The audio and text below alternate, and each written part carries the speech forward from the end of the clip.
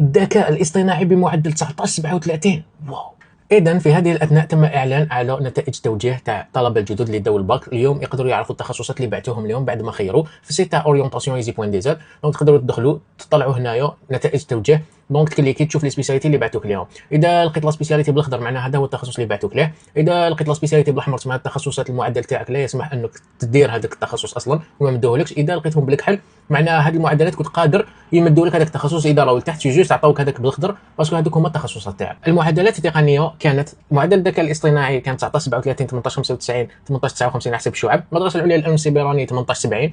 المدرسه العليا للانظمه المستقله 18 21. المدرسه العليا للعلوم النانو تكنولوجيا 17 96. المدرسه العليا للاعلام الالي 18 55. المدرسه العليا للرياضيات 17 77. التخصصات الطبيه الطب 16 65. طب الاسنان 16 99. صيدليه 16 25 26. دونك فوالا هادو هما التخصصات. وكما راكم تشوفوا هنا ثاني سكانيو الكيو ار كود هذا يخرج لكم ملف بي دي اف فيه كاع لي سبيسياليتي، فيه اكثر من 200 باجا كاع التخصصات تاع كاع الولايه. الناس اللي عندها الوقت ولا تقدر تطلع على هادو. للناس اللي جاها كاع تخصصات حمراء راح يروح للمرحله الثانيه، يبقاو لي سبيسياليتي اللي بقاو هذوك ما خيروهمش الناس ولا اللي مازال فيهم اماكن، راح يعطيك فرصه ثانيه واقيل غدوه ولا من غدوه يعاود يفتح الموقع باش تعاود تخير التخصصات باش يصح لك تخصص من هادو. اي حاجه اكتيفيو لي نوتيفيكاسيون ومرحبا بالجميع.